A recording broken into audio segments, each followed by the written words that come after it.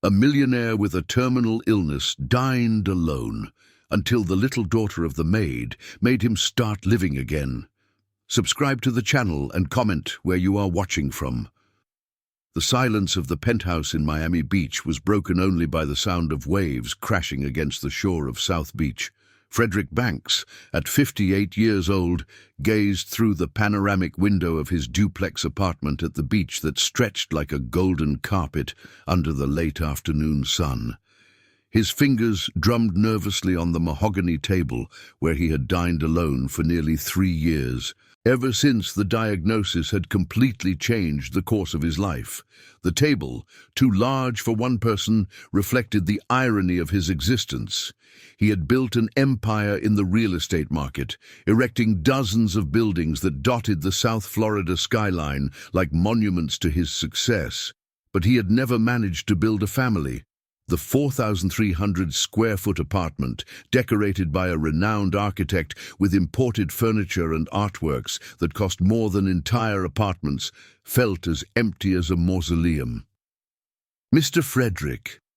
"Dinner is served," announced Mrs. Amelia, his housekeeper for over 2 decades, her voice laden with a maternal concern that he pretended not to notice. The grey-haired woman with kind eyes was one of the few people who still genuinely cared about his well-being. "Thank you, Amelia. Just leave it on the usual table," he replied, without taking his eyes off the window, where the city lights began to flicker on like terrestrial stars. Mrs. Amelia sighed softly before leaving. She had known him since he was a young entrepreneur full of dreams, working 16 hours a day to get the construction company off the ground. She had seen him marry for convenience at 35, divorce 2 years later when his wife discovered that he valued contracts more than her company, and since then he had closed himself off more and more from the world. Frederick slowly stood up, feeling the stiffness in his joints that doctors said was a consequence of the rare autoimmune disease attacking his nervous system. Late-onset juvenile rheumatoid arthritis they had diagnosed after months of tests and consultations with specialists at Mount Sinai Medical Center. A condition that typically manifested in childhood, but could, in rare cases, appear in adulthood, bringing not only physical pain, but a drastically reduced life expectancy. 5 to 10 years at most, Dr. Richard Meneses, a renowned rheumatologist who did not believe in sugar-coating truths, had said. With proper treatment and lifestyle changes, we might be able to extend that timeline. But what changes could he make? His life was already a meticulous routine, waking up at 5 in the morning, reviewing financial reports until 7, having a frugal coffee while reading economic news, heading to the office in Brickell, where he spent 10 hours analyzing projects and negotiating contracts, returning to the apartment at 8 in the evening to dine alone and going to bed at 10 sharp. Weekends were dedicated to more work or long hours contemplating the sea from his balcony, reflecting on the life he could have had. The apartment occupied the top 2 floors of a building he had constructed himself 10 years earlier. It was his masterpiece in residential architecture, double-height ceilings in the living room, a spiral staircase connecting the 2 levels, 5 suites, a library with over 3,000 books he never had time to read, and a gourmet kitchen that served only to heat meals prepared by Mrs. Amelia. The walls were adorned with framed photographs of his most important projects, the business complex in Coral Gables that took 5 years to complete, the shopping center in Fort Lauderdale that revolutionized the area, the high-end residential buildings in Coconut Grove that became a status symbol. But there was not a single personal photo, no record of happy moments or loved ones. Frederick approached the table where Mrs. Amelia had left dinner. Grilled salmon with steamed vegetables and a glass of French red wine. Healthy food, prescribed by the nutritionist as part of the treatment, all without salt, without strong spices, without flavor. Like his life, he thought bitterly. As he ate mechanically, his eyes scanned the room where he had hosted politicians, businessmen, and international investors. The Italian leather sofa where million-dollar deals had been closed, the tempered glass coffee table where important contracts had been signed, the wet bar where expensive drinks were served to impress clients. Everything impeccably organized, everything devoid of soul. The sound of the intercom pulled him from his reverie. Mrs. Amelia appeared in the living room with a confused expression. "Mr. Frederick, it's the new cook, Mrs. Carla. She said she needs to speak with you urgently." Frederick furrowed his brows. He had hired a new cook the previous week because Mrs. Amelia, at 67, could no longer prepare elaborate meals due to joint problems. But why was she there at this hour? It was almost 9 in the evening. "Send her up," he said, curious despite himself. A few minutes later, a woman in her 30s entered the room, carrying a little girl in her arms. Carla Johnson had brown hair tied in a simple bun, expressive eyes that seemed to carry the weight of many responsibilities, and wore a simple but well-kept navy blue dress. The girl, about 6 years old, had the same eyes as her mother, but with a sparkle of childlike curiosity that contrasted with the seriousness of the situation. "Sorry to bother you at home, Mr. Banks," Carla said, visibly nervous. "I know this isn't appropriate, but it's about tomorrow. Sophie's daycare cancelled last minute due to a plumbing issue, and I have no one to leave her with. I know we didn't arrange this, but I was wondering if I could bring her with me tomorrow. She'll be quiet. I promise she won't be a bother." The girl was watching Frederick with an unsettling frankness, without the fear that most children showed in front of adults. In the luxurious room, her eyes wandered with curiosity, stopping at the photographs of the buildings. "Do you build houses?" Sophie asked with the typical simplicity of her age. The question caught Frederick off guard. It had been years since anyone had spoken to him so naturally. "I build skyscrapers," he replied, trying to maintain a professional tone, but something in the child's voice disarmed him. "Why don't you have pictures of people?" Sophie continued, pointing to the walls. "There are only pictures of buildings. Where are your family photos?" The silence that followed was awkward. Carla blushed intensely and tried to hush her daughter. "Sophie, you shouldn't ask those questions," she murmured, but Frederick raised his hand, indicating that it was all right. "She can come tomorrow," he finally said, surprising himself with his own response. "But she will have to stay in the kitchen and not disturb me while I work." The smile that lit up Carla's face was the first sign of genuine joy Frederick had seen in a long time. "Thank you so much, Mr. Banks. You won't even notice she's here." When mother and daughter left, Frederick remained standing in the room, staring at the spot where they had been. The girl's question echoed in his mind. Where were his family photos? The answer was simple and painful. He had never had a real family to photograph. The next morning, Frederick woke up earlier than usual. The digital clock on the nightstand read 4:47 when his eyes opened, restless with a strange feeling he couldn't identify. For the first time in years, it wasn't the pain in his joints that had awakened him, but an inexplicable curiosity about what it would be, like to have a child wandering through the quiet spaces of his apartment. He got up slowly, feeling the usual morning twinges in his knees and wrists, and headed to the kitchen to prepare his coffee. The space, usually the exclusive domain of Mrs. Amelia, would be shared today with the new cook and her daughter. The thought made him slightly uncomfortable, but also intrigued in a way he hadn't experienced in a long time. At 7:30, the intercom rang.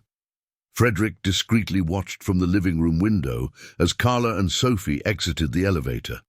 The girl was wearing a pink unicorn-patterned backpack and carrying a well-loved rag doll. Her mother had a large bag, likely filled with activities to keep the child occupied. "Good morning, Mr. Banks," Carla greeted him as he appeared in the kitchen. She had already put on a white apron and tied her hair back. "Thank you again for allowing Sophie to stay here today." "Good morning, Mr. Skyscraper," Sophie exclaimed enthusiastically, causing Carla to blush again. "Sophie, Mr. Banks is busy. You will stay here in the kitchen with me, remember?" Carla gently reprimanded. Frederick poured himself some coffee and sat at the breakfast table, a space he rarely used, preferring to have his meals in the formal dining room. From there, he could observe mother and daughter without seeming intrusive. Carla moved around the kitchen with professional efficiency, organizing the ingredients for lunch, while Sophie settled into a high chair, pulling out a sketchbook and a box of colored pencils from her backpack. "Mom, can I draw the man's apartment?" Sophie asked, already starting to sketch on the paper. "You can, sweetheart, but be quiet," Carla replied, seasoning a fish with fresh herbs. Frederick found himself watching the scene with fascination. The ease with which the child adapted to the environment sharply contrasted with his own rigidity.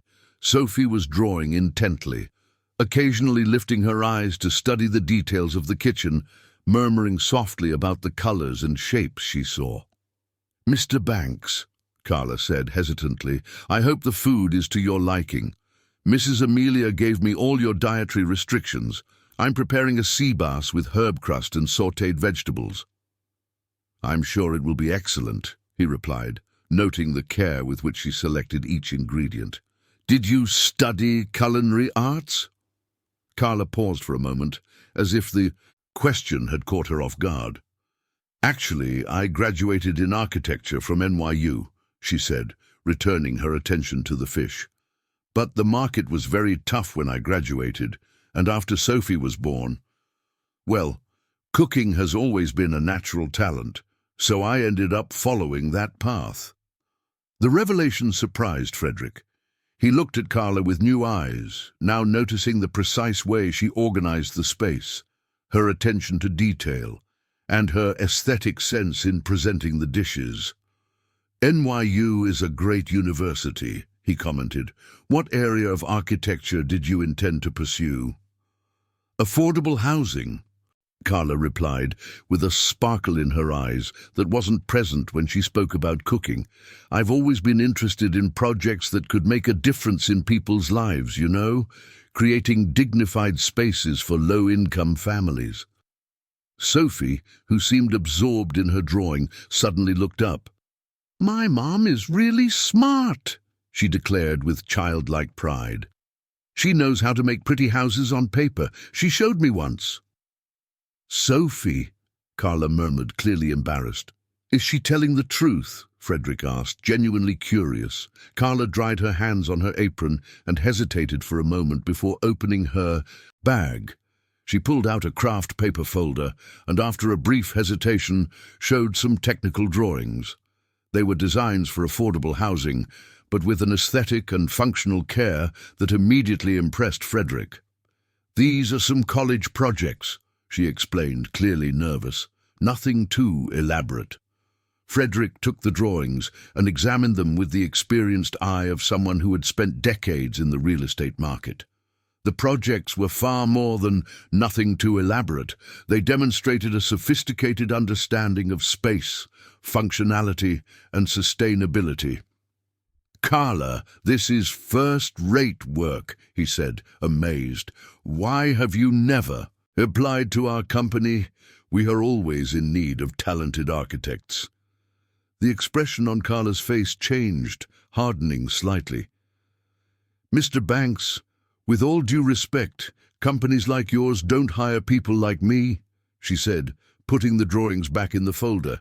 "I don't have an important last name. I didn't attend private school. I speak English fluently, and I have a daughter to support.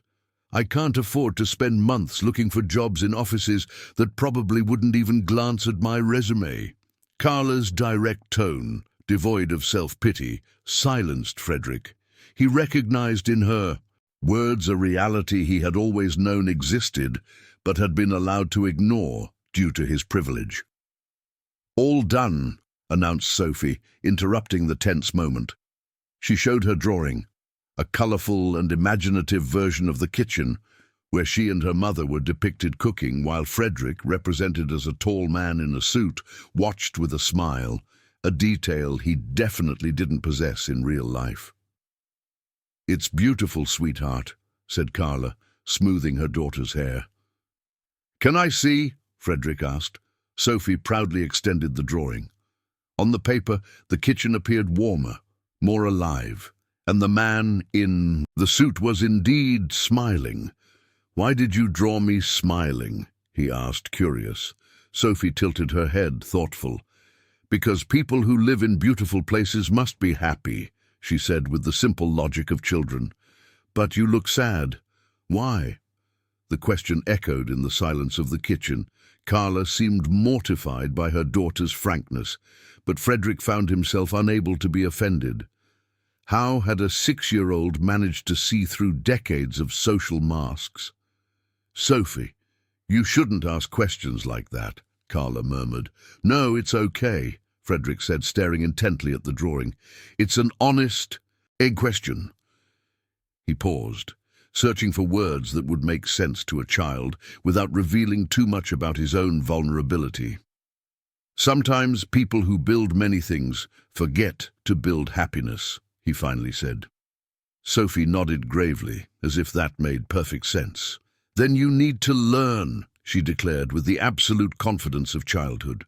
"My mum can teach you. She's good at building beautiful things."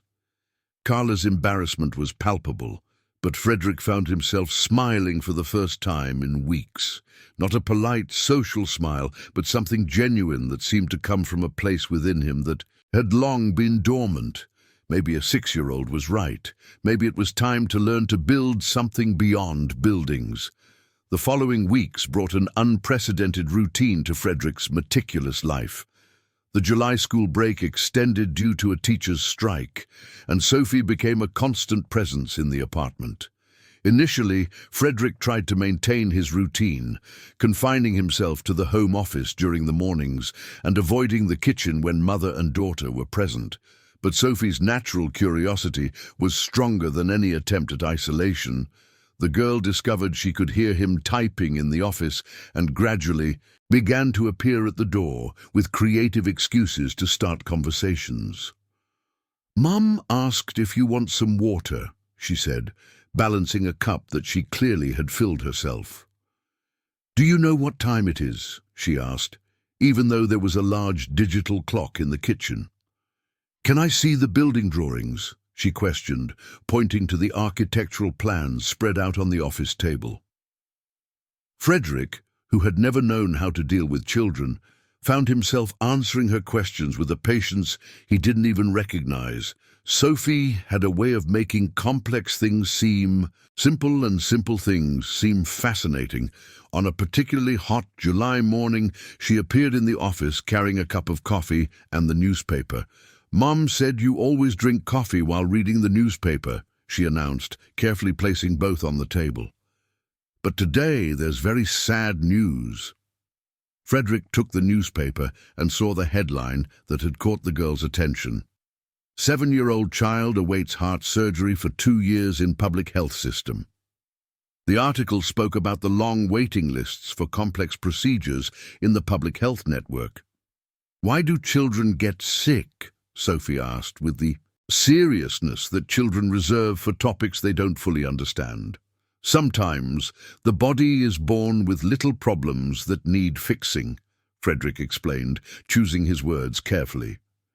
"Like my heart?" Sophie asked, touching her chest. Frederick's blood ran cold. "What do you mean, your heart?" Sophie realized she had said something important and visibly grew nervous.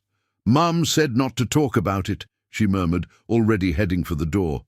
"Sophie, wait!" Frederick called, but the girl had already dashed away. During lunch, Frederick observed Carla and Sophie with new eyes.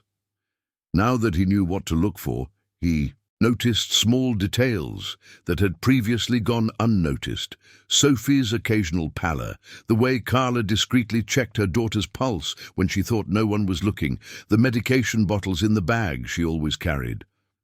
"Carla," he said when Sophie went to the bathroom, "can I talk to you?" The tension on Carla's face was immediate. "If it's about Sophie talking too much this morning, I can explain." "It's about her health," Frederick gently interrupted. "She mentioned something about her heart." Carla closed her eyes and took a deep breath. When she reopened them, there were contained tears. "Sophie was born with a ventricular septal defect," she explained in a controlled voice. "It's a hole in the heart that should have closed naturally but didn't. She needs surgery to correct the problem." "And the public health system?" Frederick asked. "We've been on the waiting list for almost 2 years. The cardiologist said it's urgent but not emergency, so she doesn't have priority. And private surgery." Carla shook her head. "Costs over $100,000. That's why I'm working so hard, saving every penny I can." "How much have you managed to save?" Carla hesitated, clearly embarrassed. $15,000. I know it seems like little, but with my salary as a cook—" "Carla," Frederick said, leaning forward, "I can help." Her reaction was immediate and intense. "No," she said firmly, sitting up straight in her chair. "Thank you very much for the offer, but I can't accept." "Why not? I can cover the full cost of the surgery without it affecting my financial situation." "Exactly for that reason," Carla replied, with a firmness that Frederick was taken aback. "For you, $100,000 might be the price of a new watch. For me, it represents my daughter's health. I don't want her to grow up knowing that her life was saved by the charity of a wealthy stranger." The harshness of the words hit Frederick like a punch. "I'm not a stranger, and it's not charity." "Isn't it?" challenged Carla, rising from the table. "You've known me for 3 weeks. You've never shown interest in your employees' lives before. Why now?" Frederick opened his mouth to respond, but realized he didn't have a satisfactory answer. Why did he care? What had changed? "I don't know," he finally admitted. "At least that's honest," Carla said, her tone less hostile. "Mr. Banks, I appreciate your concern truly, but I need to do this my way. Sophie is my responsibility." "What if she gets worse while you're raising money?" The question was cruel, and Frederick immediately regretted asking it. Carla paled but held her ground. "Then it will be my fault, not yours," she said simply. Sophie returned from the bathroom at that moment, immediately sensing the tension in the air. "Are you guys fighting?" she asked, looking between the 2 adults. "No, sweetheart," Carla said, quickly regaining her composure. "We were just talking about work." Sophie didn't seem convinced, but accepted the explanation. The rest of the day passed in an awkward silence, with Carla intensely focused on cooking tasks and avoiding eye contact with Frederick. That night, alone in his dining room, Frederick reflected on the conversation. Carla's refusal had hurt him more than he would like to admit. He was used to solving problems with money, to being seen as a benefactor when he decided to help social causes. But Carla's fierce dignity forced him to confront his own motivations. Did he really care about Sophie and Carla, or was he just trying to buy absolution for a life of indifference? Was his offer coming from a genuine place of affection, or was it merely an attempt to control a situation that made him uncomfortable? The sound of laughter from the kitchen interrupted his thoughts. Sophie was helping her mother prepare dinner, and their giggles echoed through the silent apartment. It was a sound he hadn't heard in years in his home. Pure, carefree joy. Frederick stood up and walked to the kitchen door, watching mother and daughter work together. Carla was teaching Sophie how to peel carrots with infinite patience to correct the child's clumsy movements. Sophie was intensely focused on the task, her tongue sticking out in comic concentration. "Mum, when I grow up, can I be a chef like you?" Sophie asked. "You can be whatever you want, sweetheart," Carla replied, kissing the top of her daughter's head. "Architect, doctor, teacher. The sky's the limit. And a building contractor like Mr. Banks? Carla looked at the door, realizing he was there. Their eyes met for a moment before she looked away. Of course, if that's what you want. Frederick silently stepped back, returning to the living room with a heavy heart. The naturalness of the love. Between mother and daughter, the simplicity of their dreams, Carla's determination to give her daughter all the opportunities she never had, all of it touched him in a way he couldn't explain. He had spent his life building concrete and steel empires, but he had never built moments like the one he had just witnessed, and for the first time, he understood that there might be things more valuable than money, things that couldn't be bought, donated, or controlled. The morning of Friday, September 15th, began like any other in the routine that had established itself in Frederick's apartment. Sophie arrived with her pink backpack, greeted him with a cheerful, "Good morning, Mr. Building Guy," and settled into the kitchen with her drawing materials, while Carla began preparing lunch. Frederick had an important video conference with Japanese investors interested in a project in Brickell. It was 9:30 a.m. when he locked himself in the office, adjusting his laptop and organizing the necessary documents for the presentation that could mean a $50 million investment for the company. The meeting was going well. The Japanese showed genuine interest in the project, and Frederick felt the familiar adrenaline of big negotiations. He was explaining the details of the strategic location when a scream echoed through the house. "Sophie! Sophie, wake up!" Carla's voice, filled with panic, sliced through the walls. Frederick interrupted his sentence midway, quickly apologized to the investors, and rushed to the kitchen. Sophie was unconscious on the floor, pale as a sheet, her lips a bluish hue that Frederick had never seen before. Carla was kneeling beside her, checking her pulse with trembling hands. She was drawing, and suddenly said she felt dizzy, Carla explained, her voice choked. Before I could get to her, she fainted. Frederick felt the world spin. A sense of panic he hadn't experienced in decades washed over him.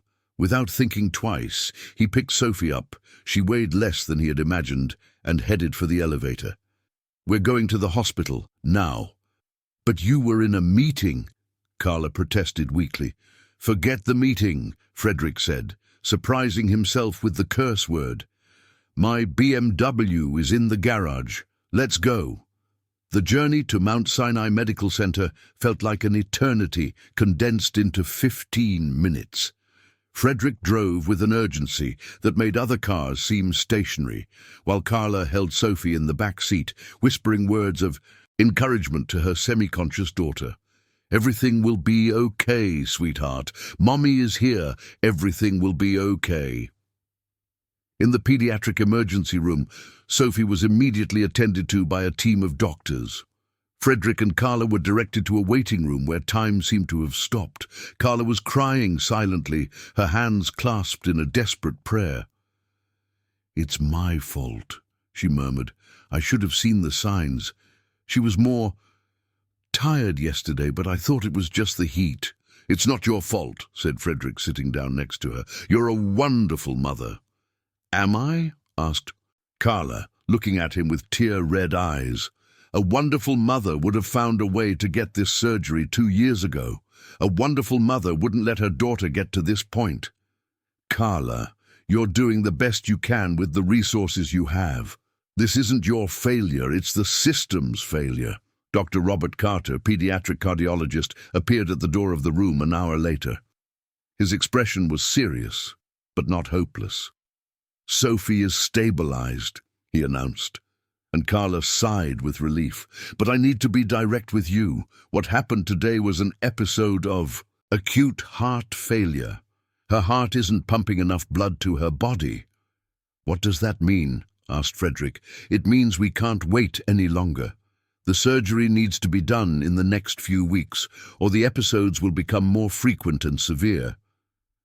Carla closed her eyes, as if the weight of the world had just fallen on her shoulders.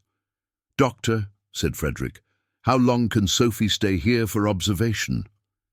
"A few days, to completely stabilize her condition and adjust her medication. And if I want to transfer her to a private hospital and schedule the surgery immediately. Dr. Carter looked surprised. Well, that would be ideal, obviously. At the heart hospital, for example, we could have a full team available next week. Carla opened her eyes and looked at Frederick with a mix of gratitude and resistance. Mr. Banks. Carla, Frederick interrupted, turning to face her completely. I saw you today, holding your unconscious daughter in your arms.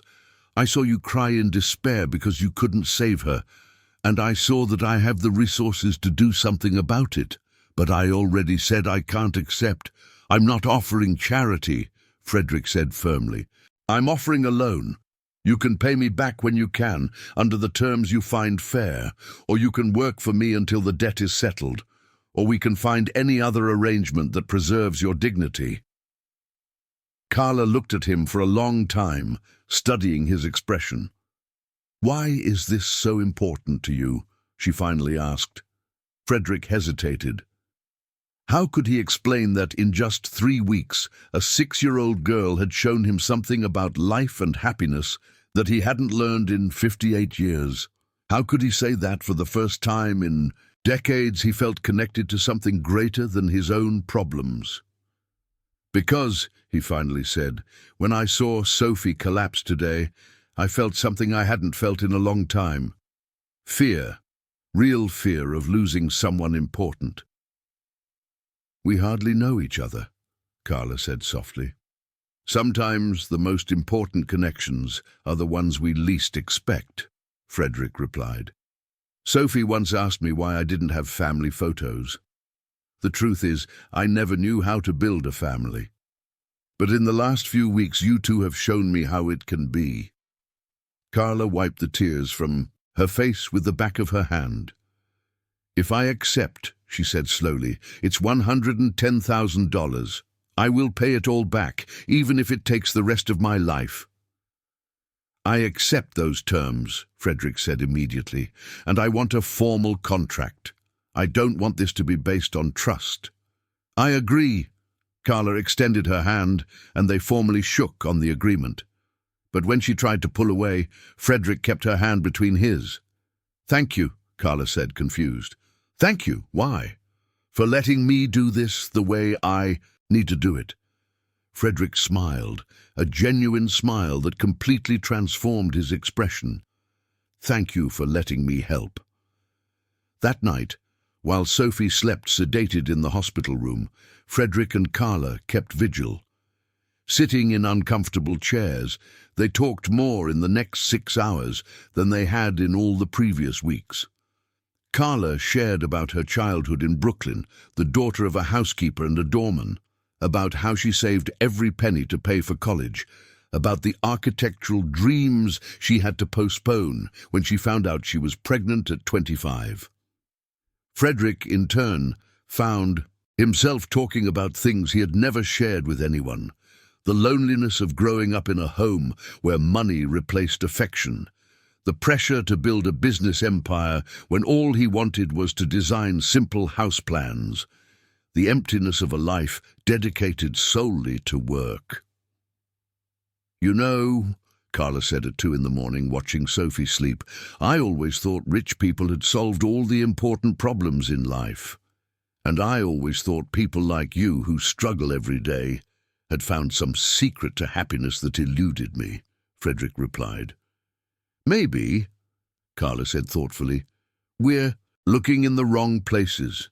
Frederick looked at the sleeping girl, connected to monitors that recorded every beat of her small, brave heart, and understood that perhaps the true construction of his life was just beginning. 2 weeks after Sophie's successful surgery, Frederick was in his office in Brickell when he received a call that would change everything. On the other end of the line was Dr. Henry Montero, civil engineer and former partner, bringing more news. Frederick, I need to see you urgently. It's about the Vista Alegre residential. Henry's grave tone made Frederick's blood run cold. Vista Alegre. had been one of the first projects of the construction company, a social housing complex built 5 years earlier in Queens. 300 families lived there, including... "Is it about Sophie?" he asked, his heart racing. "Among other things. Can you come to my office now?" Henry's office was in Copacabana, 20 minutes away. During the trip, Frederick tried to mentally prepare for what he might hear, but nothing prepared him for the reality. "Have a seat, Fred," Henry said, pointing to a leather armchair in front of his desk, filled with technical reports and photographs. "What?" "I'll show you. It's not easy." The first photos showed cracks in the walls of the Vista Heights apartments, not cosmetic cracks, but deep fissures indicating serious structural problems. "They started appearing 6 months ago," explained Henry, flipping through the photos one by one. "The residents filed a report with the city, which requested a technical inspection." "And?" asked Frederick, although he already knew the news would get worse. "We used substandard cement in the foundation. The supplier we chose to cut costs was selling materials outside of technical specifications. The building where Sophie lives has compromised structure." Frederick felt the world spin around him. Compromised how? "Risk of partial collapse. We have to evacuate the building by the end of the week." "Jesus Christ," murmured Frederick, running his hands over his face. "How many people?" 42 families just in this block, but that's not all, Fred." Henry pulled out another report. The engineer who conducted the inspection found evidence that the heart problems of several children in the complex may be related to excessive moisture and mold caused by leaks. The room seemed to lose air. Frederick remembered Carla's words. Sophie was born with a ventricular septal defect.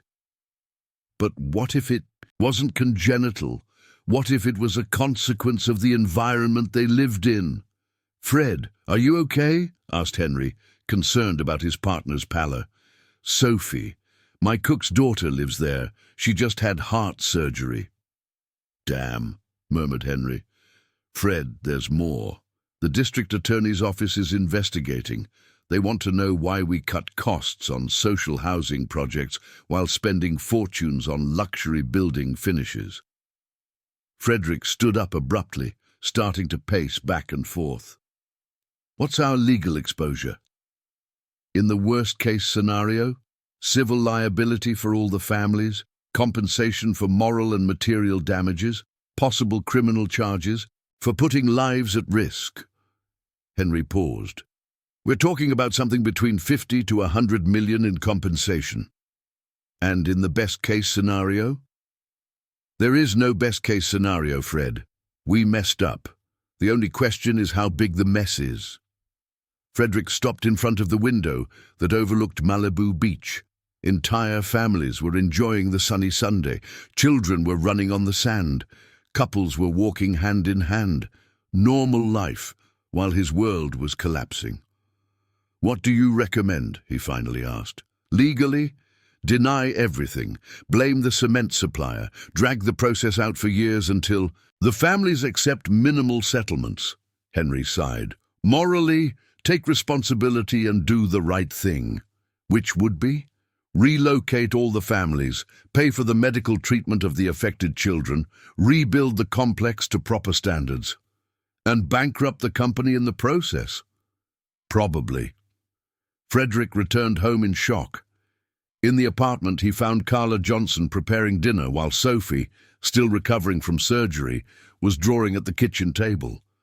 The domestic scene that had become so comforting now filled him with guilt. "Good afternoon, Mr. Builder," Sophie greeted cheerfully. "Look what I drew." It was a drawing of the family, her, Carla, and surprisingly Frederick, holding hands in front of a building, the same type of building that now threatened to collapse. "It's very beautiful, Sophie," he said, forcing a smile. "Carla," he called, "can I talk to you?" They moved to the living room, leaving Sophie with her drawings. "I need to tell you something," Frederick began, choosing his words carefully. It's about the building where you live. Carla slowly sat down on the sofa as if sensing bad news. We found out today that there are serious structural problems in the complex, problems that my company caused. Frederick's voice faltered slightly. You will have to leave the apartment by the end of the week. Structural problems, Carla repeated, trying to process the information. The building could collapse. And there's more. Frederick took a deep breath. The engineers believe that the conditions of the building may have contributed to Sophie's heart problem. The silence that followed was deafening. Carla looked at him with an expression that evolved from confusion to understanding, and from understanding to controlled fury. You're telling me, she said slowly, that your company built a defective building, that this building may have caused my daughter's illness, and that now we have to leave our home. Carla, you're telling me, she continued, her voice rising, that while I worked like a slave to save money for Sophie's surgery, the man who was paying me to cook was the one responsible for her illness. Sophie appeared in the living room doorway, startled by her mother's raised voice. Mom, why are you yelling? Carla immediately composed herself, but her eyes remained fixed on Frederick with an intensity he had never seen. Go back to the kitchen, sweetheart. Mommy and Mr. Frederick are just talking. When Sophie left, Carla stood up and walked to the window, turning her back on Frederick. How many other children? She asked without turning around. What else? How many other children in the building have health problems? Frederick hesitated. At least a dozen with respiratory issues, 3 with heart problems. And you knew? No. I found out today. I swear to God, I found out today. Carla finally turned to face him. Do you know what the saddest part of all this is, Frederick? She said, using his first name for the first time. I was starting to trust you. I was starting to believe there were good people in the world, people who cared without wanting something in return. I care. That doesn't change anything. It changes everything, Carla exploded. It changes that you didn't help me out of kindness, you helped me out of guilt. It changes that I'm not your employee, I'm your victim. It changes that every penny you spent on Sophie's surgery should have been spent 5 years ago to build the building right. Frederick tried to approach, but she raised her hand to stop him. No, we're leaving, now, and I never want to see you in my life or in my daughter's life again. Carla, please let me explain what? That you used me to ease your conscience. That this whole loan story was just an elegant way to buy my forgiveness in advance. It wasn't like that, wasn't it? Then why didn't you tell me about the building the day you found out about Sophie's heart problem? Why did you let me accept your help without knowing you were responsible for the issue? Frederick had no answer. Carla was right, and they both knew it. Sophie, Carla called. Let's go. Now, Mom, but I haven't finished the drawing. Now, Sophie. Carla grabbed her daughter's purse and backpack with swift movements, avoiding looking at Frederick. Carla, at least let me help you find another place. You've already helped too much, she said, stopping at the door, and I will pay every penny of that loan. You can be sure of that. I won't owe you anything. They left without looking back, leaving Frederick alone in the apartment that suddenly felt emptier than it had ever been. On the kitchen table, forgotten in the rush, was Sophie's unfinished drawing, a family holding hands that never truly existed. For the first time in years, Frederick Banks cried. The next 3 months were the darkest of Frederick's life. The construction company was being investigated simultaneously by the district attorney's office, the city hall, and the police department. Journalists appeared daily at the office door, interviewing employees and seeking testimonies from affected residents. The name Banks Construction had become synonymous with negligence and greed in the local press, but nothing hurt more than the absence of Sophie and Carla.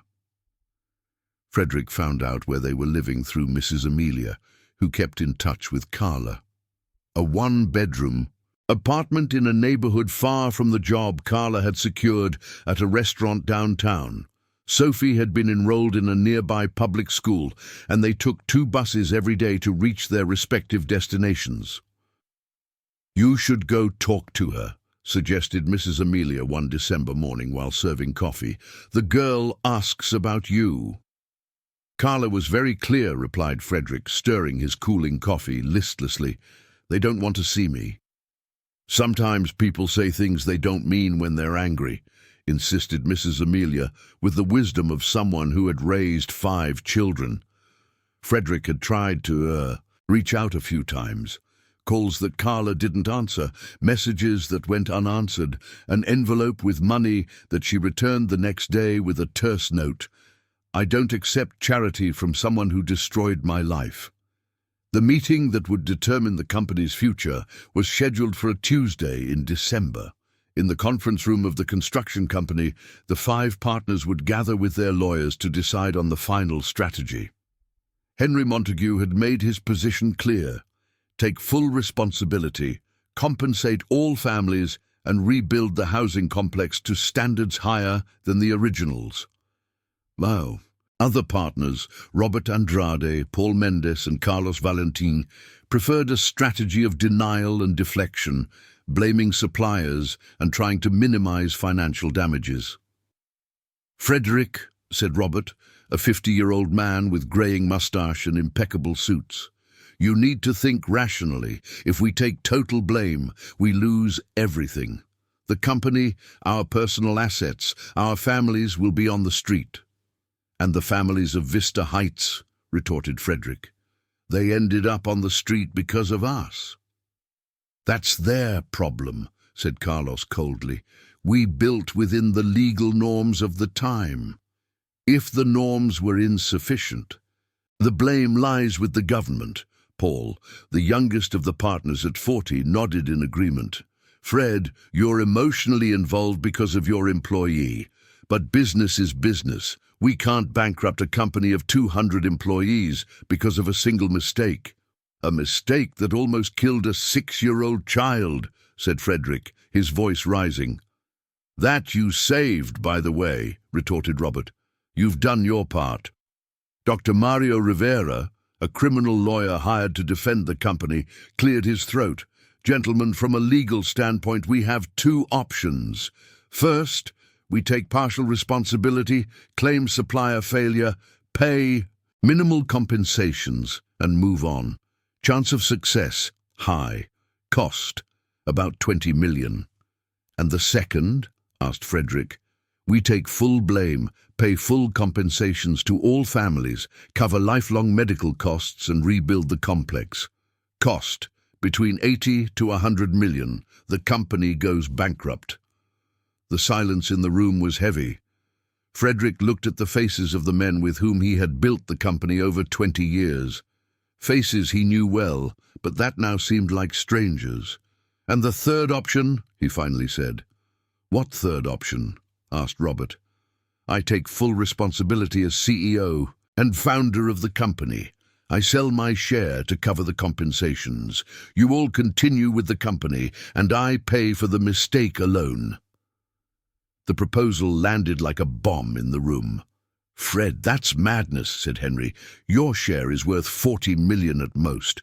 It won't even cover half the costs." "Then I'll sell everything I have.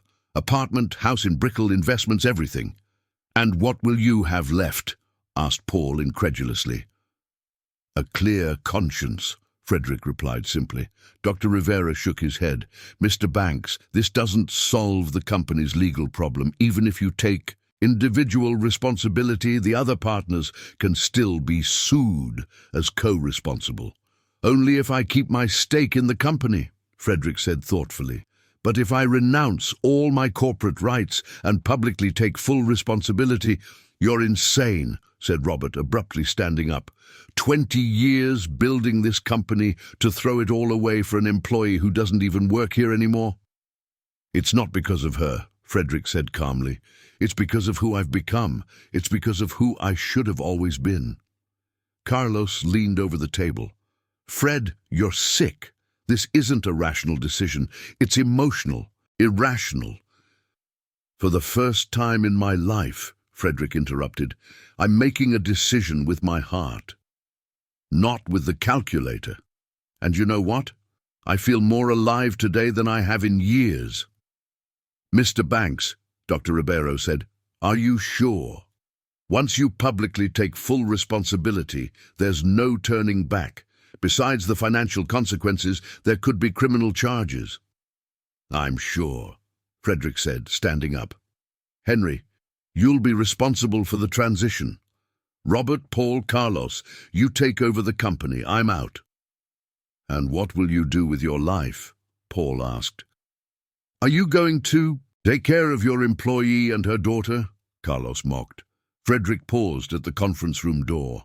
First, I'm going to try to make amends for the harm I caused. Then, he paused, thinking, then I'll try to build something worthwhile. Like what, for example? Robert challenged.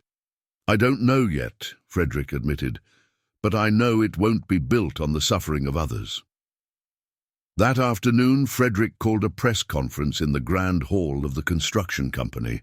Reporters from all major outlets crowded the room, cameras and microphones pointed at the man who had become the face of the scandal. My name is Frederick Banks, and I am solely responsible for the issues at Vista Heights Residential, he began, reading from a paper that trembled slightly in his hands. As CEO and founder of the company, all cost-cutting decisions that led to the use of inadequate materials came from me. The murmurs in the room grew. Journalists whispered among themselves, surprised by the direct admission of guilt. I am here to announce that I am renouncing all my corporate rights in Banks developments, and that I will sell all my personal assets to ensure that every affected family is fully compensated. A female journalist raised her hand. Mr. Banks, are you also taking criminal responsibility? I am placing myself at the disposal of the Justice Department to answer for any crime I may have committed, Frederick replied. What prompted this change in stance? Another reporter asked. For months you denied any responsibility. Frederick looked directly into the camera of the local news station, knowing that Carla and Sophie might be watching. Because I met a 6-year-old child who almost died because of my mistakes, and because I met a mother who worked like a slave to save money to save her daughter, not knowing I was responsible for the girl's illness. His voice faltered slightly. And because I understood that money doesn't buy forgiveness, but it can buy justice. The press conference lasted another hour, with Frederick answering all questions without evasion. When it ended, he felt exhausted, but also freed from a weight he'd been carrying for months. That night, alone in the apartment he would soon have to sell, Frederick looked out at the sea for the last time from that window. His phone rang. It was Mrs. Amelia. Mr. Frederick, Carla called me. She saw the interview on TV. Frederick's heart raced. And she said that if you want to see Sophie, you can visit them Sunday morning, at the little park near where they live. Frederick closed his eyes, feeling tears of relief. Mrs. Amelia, thank you. Mr. Frederick, yes? I'm proud of you. For the second time in months, Frederick cried, but this time they were tears of hope. Sunday dawned cloudy, with those heavy summer clouds typical of Miami that herald rain by the end of the day. Frederick woke up at 5 in the morning, 2 hours before the alarm, his stomach knotted with nerves. It had been 3 months and a week since he last saw Sophie and Carla, and the uncertainty about how the meeting would go made him anxious like a teenager on a first date. The little park in East Harlem was an hour's drive from Miami Beach.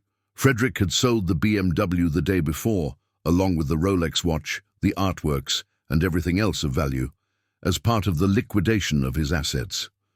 Now he was driving a used 2015 Civic that he bought for $30,000, a change that symbolized much more than just a vehicle swap. Market Square was small and simple, with some worn-out playground equipment and faded blue concrete benches, and a soccer field where boys played barefoot. It was very different from the well-kept parks of South Beach, but it had a life of its own, a community energy that private spaces could never replicate. Sophie saw him first. She was on the swing, gently pushed by Carla, when their eyes met from across the park. The girl abruptly stopped swinging and ran down, but she halted a few feet away, as if suddenly remembering that something had changed between them. "Hi, building guy," she said, with a more reserved smile than usual.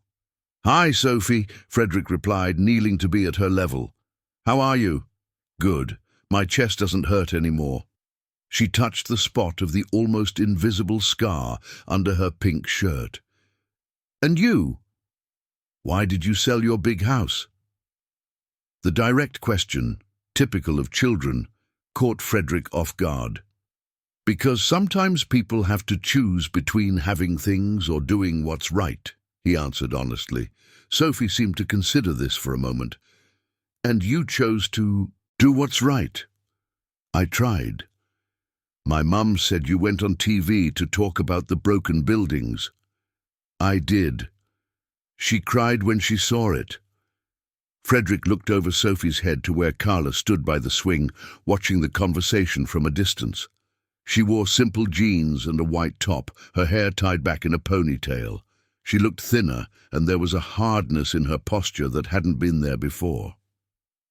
"Sophie, can you play on the seesaw for a bit?" "I need to talk to your mum," Frederick said. The girl nodded and ran to the other playground equipment, but Frederick noticed she positioned herself where she could hear them. Carla didn't move as he approached. Frederick's eyes were cautious, like someone who'd been hurt and wasn't about to let their guard down easily. "Carla," he began. "I saw your interview," she interrupted. "Everyone saw it. And what did you think?" "I thought you did what you should have done 3 months ago, when you found out about the issue." The criticism was fair, and Frederick didn't try to contest it. "You're right. I should have told you right away, but I was scared." "Scared of what?" "Scared of losing you," he admitted. "Scared that you would hate me. Scared of being alone again." Carla looked at him intently for a long moment. "And now? Are you not scared anymore?" "Now I know that being alone is less important than doing the right thing."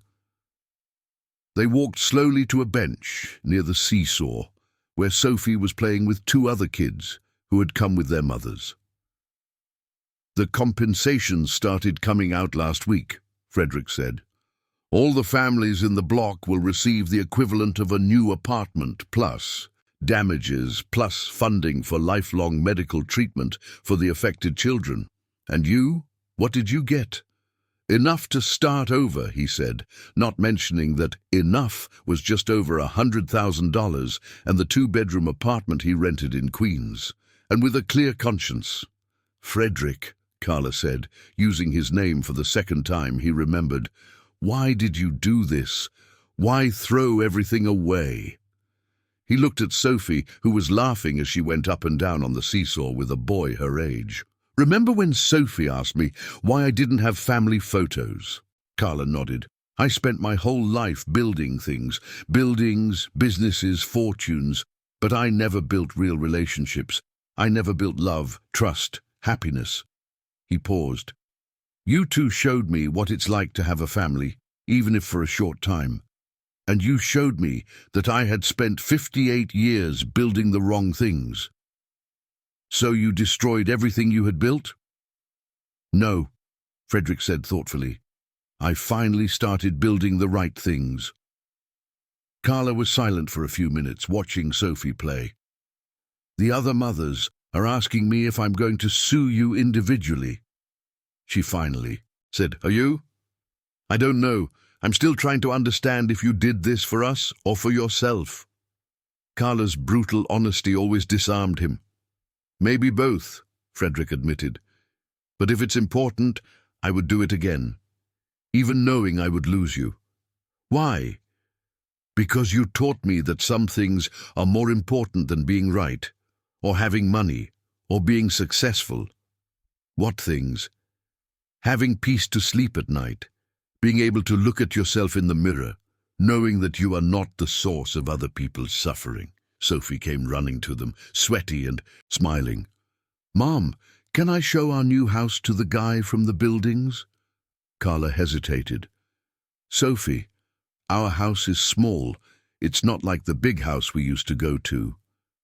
"It doesn't matter," Sophie said, with the simple logic of childhood. "Small houses can be pretty too." Frederick looked at Carla, waiting for her decision. "It's far from here," she finally said, "and up a hill." "I have time," Frederick said, "and legs to climb." The apartment was on the second floor of a 3-story building without an elevator, a 1-bedroom and living room of about 375 square feet, furnished with the essentials: a double bed in the bedroom, a sofa bed in the living room where Sophie slept, a small table, a 2-burner stove, and a noisy refrigerator.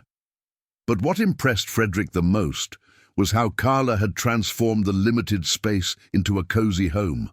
Potted plants, Sophie's drawings taped to the wall, books organized on a shelf made from crates, colorful curtains that she had sewn herself. "It's small, but it's ours," Carla said, clearly embarrassed.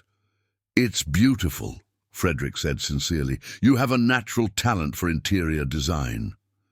Sophie ran to the bedroom and returned with a folder of drawings. "Look what I made," she said, opening the folder. "I drew our old house, our new house, and the house I want to have when I grow up." The drawings showed the evolution of their lives. The apartment in Vista Heights, depicted in dark colors with evident cracks. The current apartment, small but full of hearts and flowers, and a future house with a garden, where 3 figures, Sophie, Carla, and a third person who could be Frederick, appeared smiling. "And who is this third person?" Frederick asked carefully. "It's my dad," Sophie said naturally. "Not the dad who made me, I've never seen him, but the dad who takes care of us." The silence that followed was heavy with emotion. Carla blushed intensely but didn't correct her daughter. "Sophie," she finally said, "why don't you go play in the bedroom while Frederick and I finish talking?" When they were alone in the small living room, Carla sat on the sofa and gestured for Frederick to sit in the chair. "She misses you," she said bluntly. "She asks about you every day." "And you?" Carla took a while to respond. "I miss the person I thought you were, before I found out the truth. And if I told you that person really exists, that you too helped me find him, I would say it's easy to say that now, after you've lost everything anyway." Frederick leaned forward. "Carla, I wish I could go back in time and do things differently. I wish I had told you about the building on the first day. I wish I hadn't let you find out on television. But I can't change the past. And the future? I want to build the future differently. Build it right. Build it with honesty." "Build what?" Frederick hesitated, then decided to be completely honest. "A life worth living. A family, if you let me try. A way to use what I know to help people instead of exploiting them." Carla studied him for a long time. "Frederick, do you understand that we are not Sophia and I are not a way for you to redeem yourself for your mistakes?" "I understand, and you both deserve much better than that. So what are you offering?" Frederick took a deep breath. "I'm offering the chance to know who I really am. Muddy, no money, no company, no power, just me, and the promise that I will spend the rest of my life trying to earn the trust that Sophie showed when she drew me as part of her family." From the room, Sophie's voice reached them.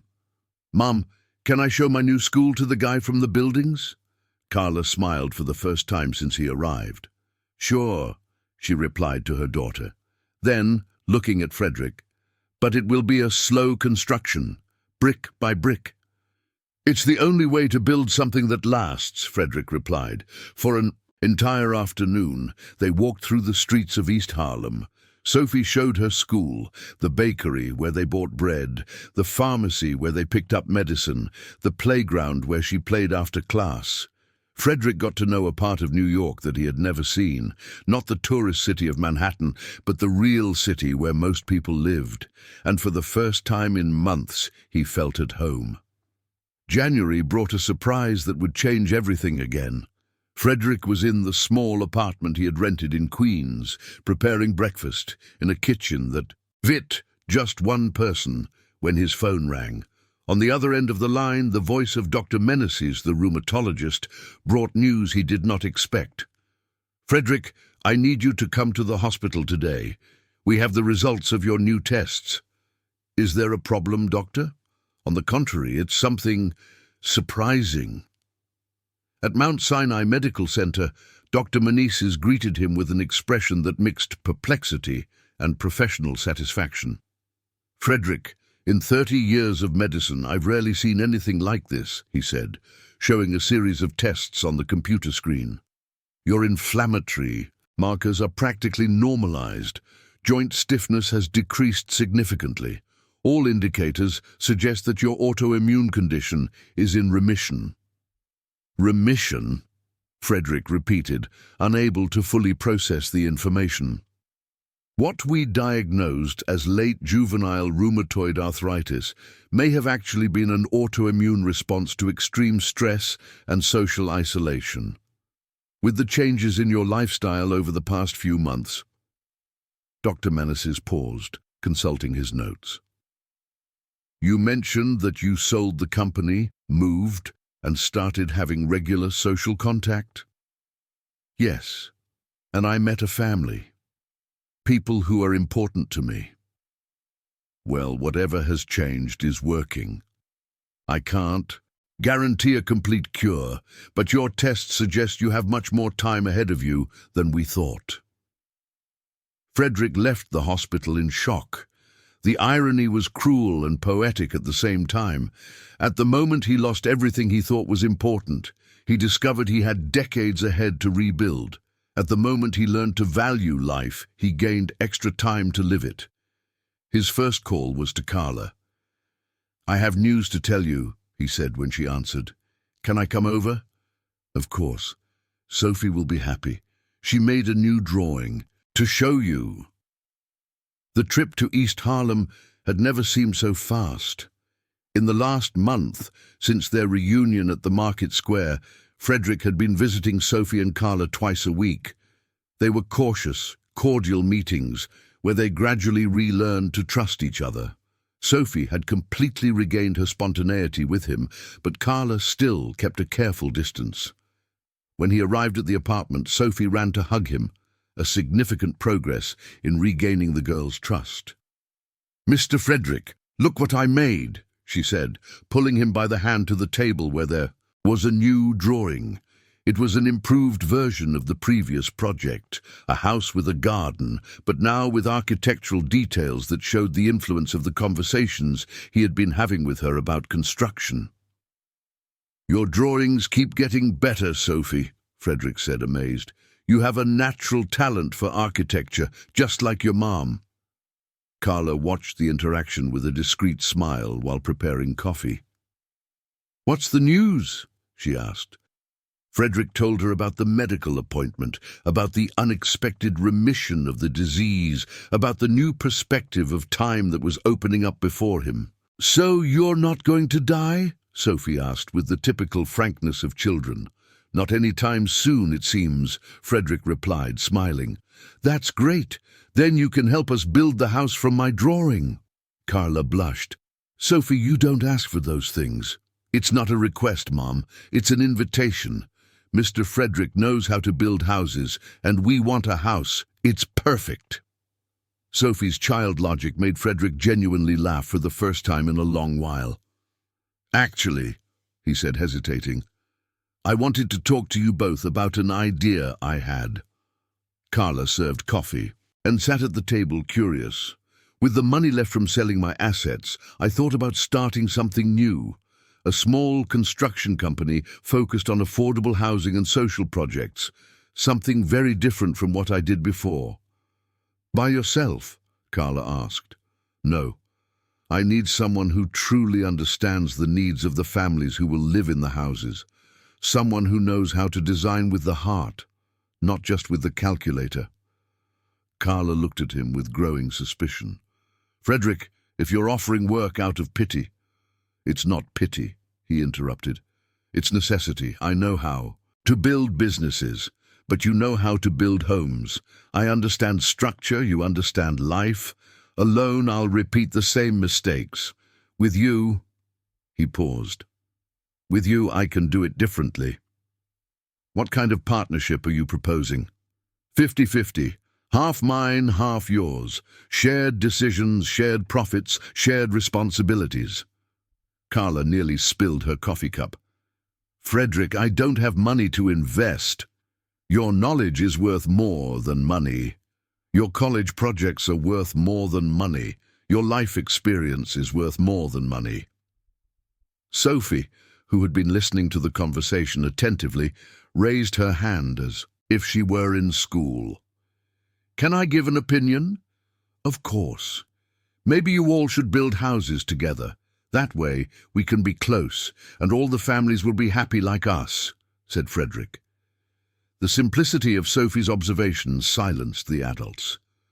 Carla looked at her daughter, then at Frederick, and then at the architectural sketches she had spread across the table over the past few weeks. Projects she had been developing in her spare time, without any professional ambition. Can I think about it? She finally asked. Of course, but there's something I need to tell you before you decide. What is it? Frederick took a deep breath. I'm in love with you, Carla, and with Sophie, and with the idea of being a real family. The words tumbled out, as if he were afraid of losing his courage. I know I don't have the right to feel this way after everything that happened.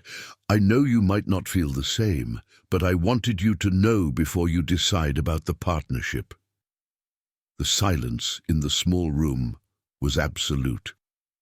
Sophie looked between the two adults with curiosity, not fully understanding the tension of the moment. Frederick, Carla began. You don't have to answer now, he quickly said. Not about work, nor about you the rest. I just wanted you to know that my offers are not conditional. Even if you don't want anything with me personally, the professional proposal stands. And if I agree to work with you but don't want the rest, then we'll be the best architectural partners in Miami.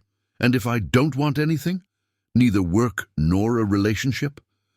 Frederick felt his heart tighten but kept his voice steady. Then I'll keep coming here twice a week to watch Sophie grow, if you let me, and I'll hope that you both are very happy. Sophie, who had been following the conversation with the attention of a child who understands more than adults realize, got up from her chair and went to Frederick. Mr. Frederick, she said, climbing onto his lap, do you want to be my dad? The question caught everyone off guard. Frederick looked at Carla, who had gone pale. Sophie, those are things your mom needs to decide, he said carefully. But do you want to? Frederick looked into the girl's eyes, saw the genuine hope there, and felt his heart break and mend at the same time. More than anything in the world, he admitted. Sophie smiled and turned to her mother. Mum, can you let him be my dad? He's nice, he takes care of us, and he knows how to make beautiful houses. Carla had tears in her eyes. Sophie, relationships aren't that simple. Why not? Sophie asked with the devastating honesty of children. You like him, he likes you, I like both of you. What's the complicated part? Frederick laughed despite the tension. She has a point, he said. You two are against me, Carla said. But she was smiling through her tears. Not against you, Frederick said gently. For you, for us, for the possibility of building something beautiful together. Carla looked at the sketches spread across the table, at her daughter in Frederick's lap, at the small but dignified life she had built alone, and at the possibility of something greater. I'll think about it, she finally said. But can I have a preliminary answer about one thing? What? If we're going to work together, no treating me like an employee, equal partners, equal decisions, mutual respect. No doubt. And if we're trying to be a family, no rushing. Sophie and I have been hurt before. I need to be sure. Take all the time you need. Sophie clapped her hands as if the agreement was already finalized. So can we start planning our new house now? Frederick and Carla looked at each other and laughed together for the first time in months.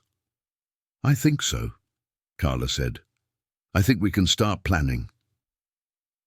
April brought the golden colors of autumn in Miami and an early Junina party at the office of the new company that Frederick and Carla had created, Building Dreams. Social and Housing Projects LLC occupied a simple commercial space in Brickell, but the walls were already covered with architectural plans, photos of families they had helped, and drawings by Sophie that had become the unofficial brand of the company.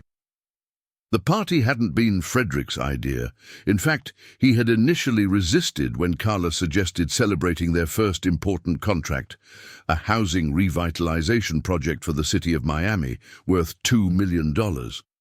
It was a small amount compared to the standards of the old bank's developments, but it represented proof that it was possible to build businesses ethically and sustainably.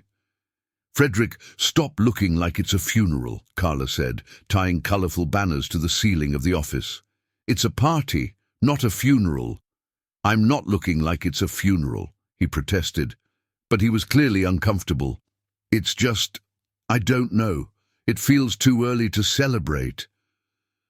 Sophie, who was sticking small American flags on the windows, paused to observe what she had already started calling parent-work discussions.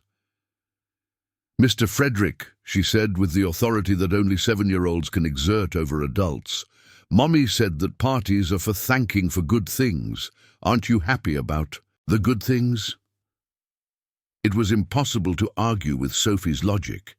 In the past 3 months since they formalized the business partnership, many good things had happened. The small but growing company, the relationship between him and Carla, which was evolving with care and patience, the relationship with Sophie, which naturally included him as a father figure, and most importantly, the sense of purpose he had found in projects that truly impacted lives. You're right, Frederick admitted, grabbing a banner to help with the decoration. I'm happy. It's just that I'm still learning to celebrate good things. The party started. At 7 in the evening, the employees of the small company attended, only 5 people, including 2 young architects, a secretary, and an accountant, along with some families who had benefited from previous projects, and even Mrs. Amelia, who had insisted on preparing pastries and snacks for the occasion. Robert Andrade, Frederick's former partner, showed up. Without warning, at 8 in the evening, his impeccable suit contrasted with the laid-back atmosphere of the party, and his presence created immediate discomfort. "Frederick," he said, greeting him with professional coldness, "I came to check out your new venture." Carla, who was talking to one of the families they served, noticed the tension and approached. "Robert, this is my partner, Carla Johnson," Frederick said, noting how he emphasized the word partner. "Oh, yes, the former chef," Robert said with a smile that didn't reach his eyes. "How's business?" "Growing," Carla replied diplomatically, "slowly but growing." It must be different after building skyscrapers, working with small houses. The provocation was obvious, but Frederick remained calm. "It's much more rewarding, actually," he said. "When you hand over the keys to a home to a family that has never had one, it's a feeling that money can't buy." "Feelings don't pay bills," Robert retorted. "Our bills are being paid," Carla said firmly, "and so are those of the families we serve." Sophie, who had been watching the conversation from a distance with the keen intuition of children, approached and tugged at Robert's pants. "Hi, Uncle. Do you want to see the drawings of the houses we're going to build?" Robert looked down, visibly uncomfortable with the child's attention. "No thanks. I have to leave." "But you just got here," Sophie said, "and there's still cake."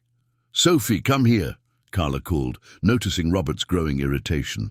But Sophie had already grabbed the man's hand and was dragging him to a table where the company's projects were displayed. "Look," she said, pointing to a cardboard model she had helped make. "It's a set of small houses for families who don't have homes.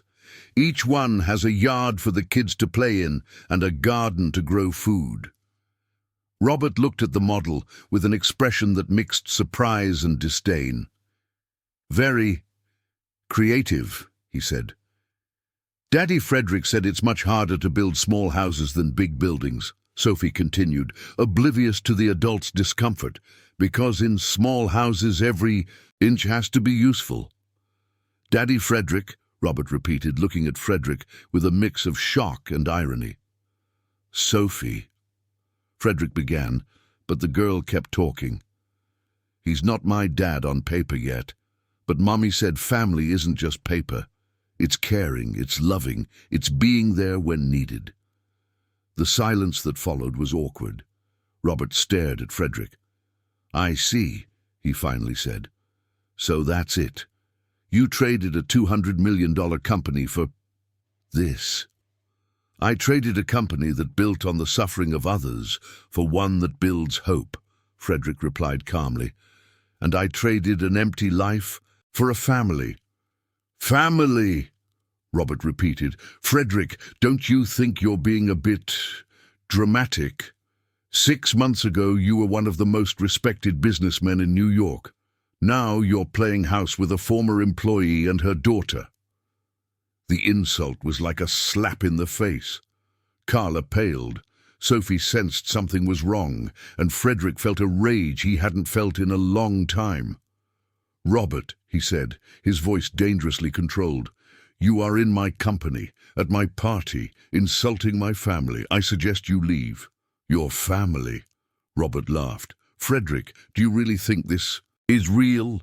A woman you met as an employee and a child you're trying to save out of guilt? This isn't family, it's a charity project." "Enough!" Frederick exploded, surprising everyone, including himself. "You know nothing about my life, nothing about these people, nothing about how I feel." "I know you destroyed a solid company for an emotional whim," Robert shot back. "I know you're living a fantasy to escape the reality of your mistakes." "The reality of my mistakes," Frederick said, stepping closer to Robert, "is that I spent 20 years building a company with people like you. People who think money is more important than human life. People who call emotional whim what should be normal behavior, taking responsibility for one's own actions." "And where has that led you?" "To this little desk playing social architecture." "It led me to where I should have been 20 years ago," Frederick interrupted. "It led me to the first peaceful night's sleep I've had in decades. It led me to people who care about me for who I am, not for what I have." Robert shook his head in disdain. "You're pathetic, Frederick. Truly pathetic."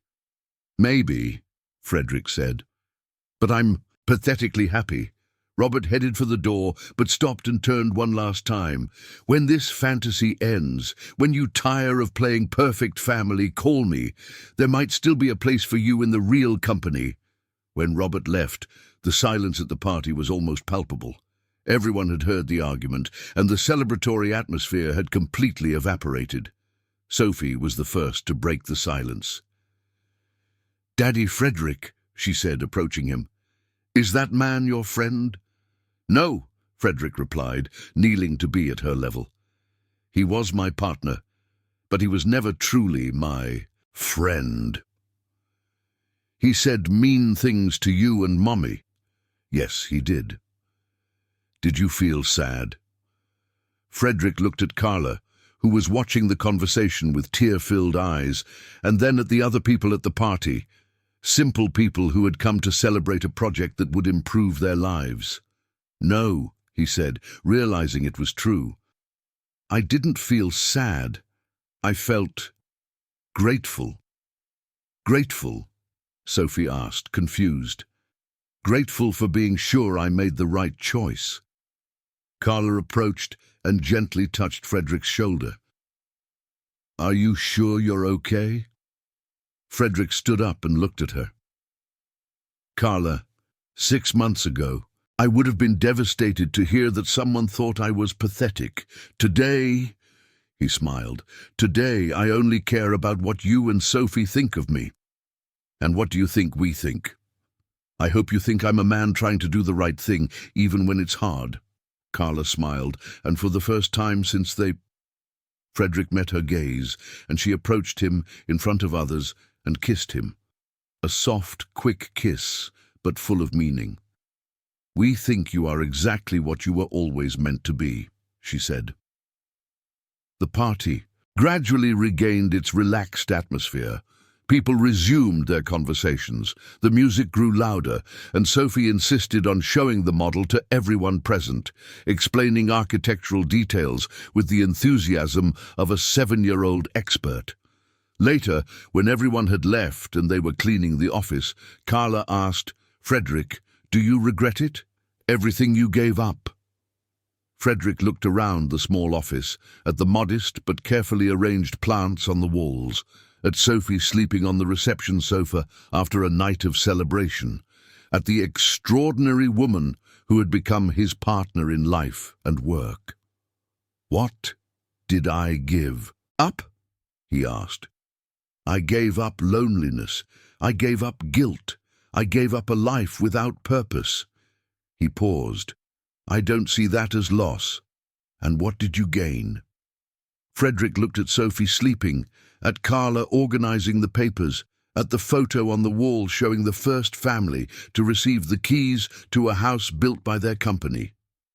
I gained a family. I gained a purpose. I gained the chance to build things that truly matter. Even if it's pathetic, Carla asked with a smile. Especially being pathetic, Frederick replied, laughing. Apparently, being pathetic makes me very happy. And as he carried the sleeping Sophie in his arms to the car, Frederick understood that Robert was right about one thing. He had truly traded everything. He had exchanged a life of material success for a life of real meaning, and he didn't regret it at all. December arrived with the typical warmth of summer in Miami and a date that none of them would forget.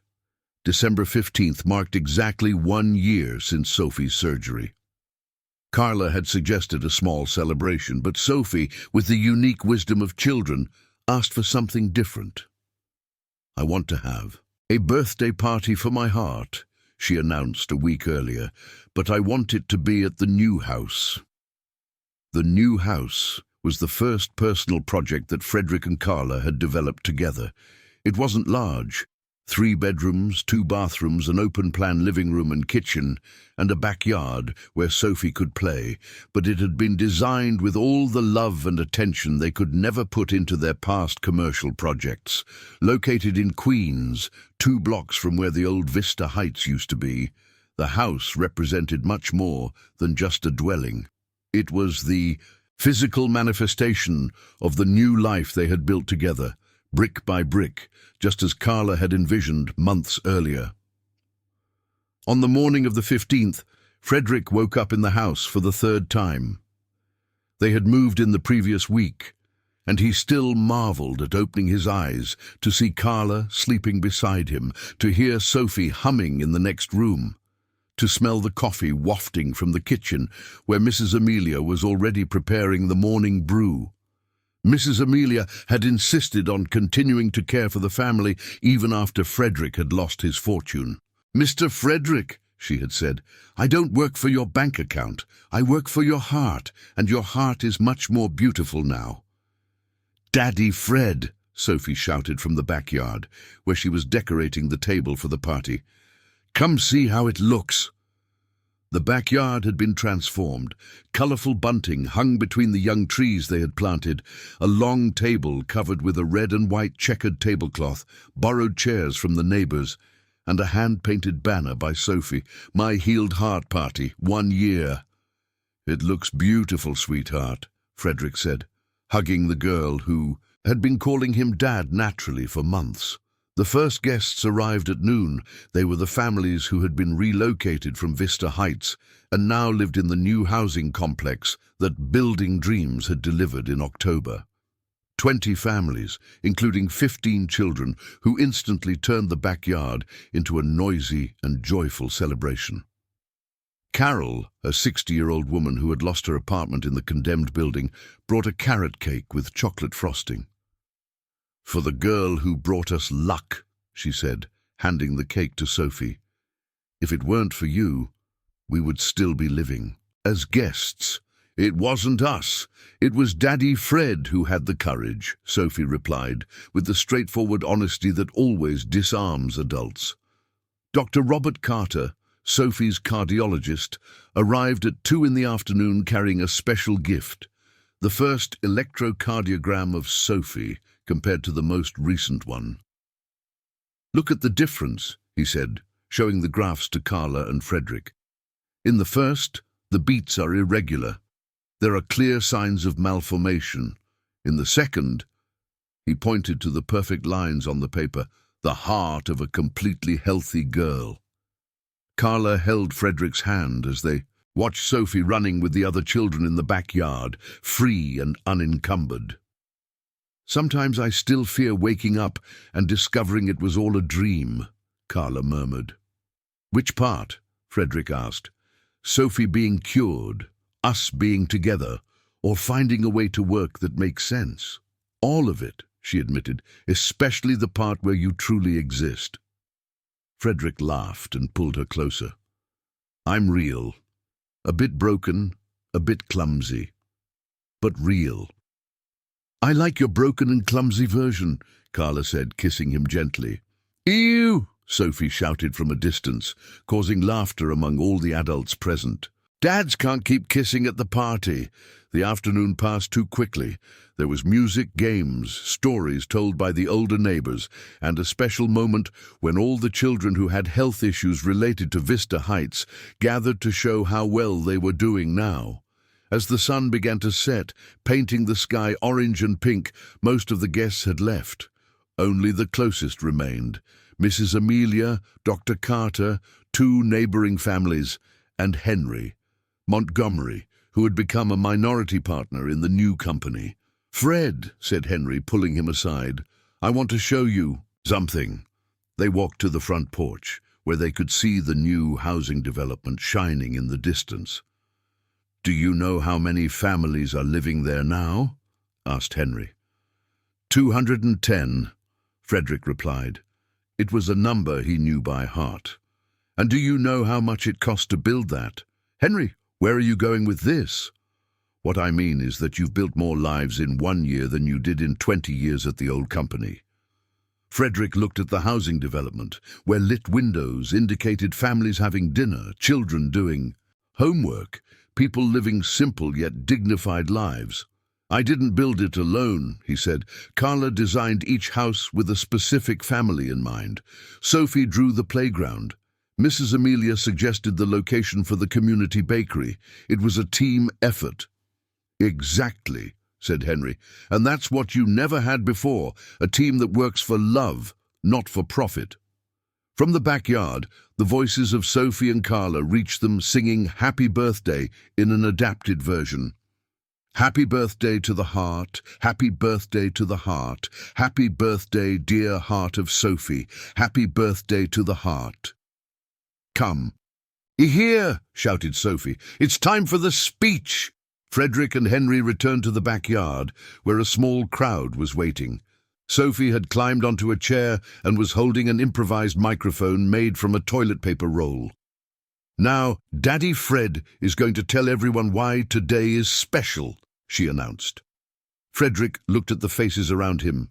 Neighbors who had become friends, families who had benefited from his projects, the daughter he had chosen to love, the woman he had chosen to share his life with, the home they had built together. "A year ago," he began, "Sophie had heart surgery here in New York, but it wasn't just her heart that was operated on that day. Mine was too." Carla smiled, understanding where he was going. I spent 58 years thinking I had a functional heart. It pumped blood, kept me alive. Technically, it worked. But I didn't know how to truly love. I didn't know how to connect with others. I didn't know what family meant. Sophie got down from the chair and went to him, taking his hand. "What did you learn, Daddy Fred?" "I learned that fixing a heart isn't just a matter of surgery. Sometimes it's about finding the right people at the right time who show you how to use your heart properly." He looked at Carla, then at Sophie, then at everyone present. "I learned that building buildings is easy. Building relationships is what's hard, but it's also much more rewarding." "Did you learn anything else?" asked Mrs. Carmen with a smile. "I learned that it's never too late to start over. That family isn't just blood, it's a choice. That success isn't measured in money, it's measured by how many lives you can positively touch." Sophie tugged at his shirt. "And did you learn that 7-year-old girls sometimes know important things that adults don't?" "That was the most important lesson of all," Frederick admitted, lifting Sophie onto his lap. Dr. Carter raised his soda glass. "A toast," he said, "to Sophie's healed heart and Frederick's discovered heart." "And to Carla's open heart," added Mrs. Amelia, who had the courage to give a second chance. "And to the hearts of all the families that now have their own homes," shouted Sophie, always wanting to include everyone. "To the hearts!" everyone shouted together. When the party ended and the last guests said their goodbyes, the small family was left alone in the decorated backyard. Sophie had fallen asleep in the hammock that Frederick had installed between 2 trees, and Carla was collecting the empty plates. "Carla," Frederick said, stopping to sweep and look at her. "Yes?" "Remember when you said we would have to build our relationship brick by brick?"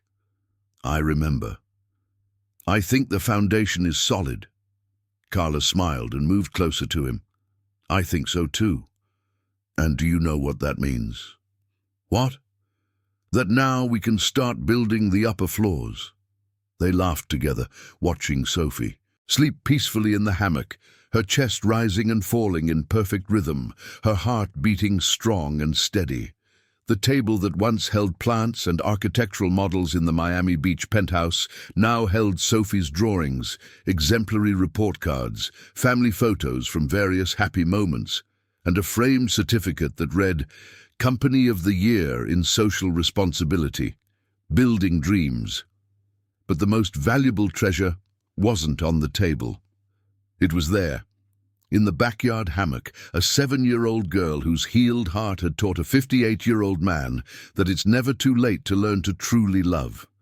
And, in a simple yet love-filled home in Queens, a family that fate had brought together in an unlikely way, built, day by day, the greatest architectural project of their lives. A home where success was measured in hugs, laughter, and hearts beating in perfect harmony. Like this video, subscribe to the channel, turn on notifications, and if you watched until now, comment, "I watched until now," and leave your opinion about this story. Oh, and don't forget to watch the next video that appears on the final screen. It's very exciting.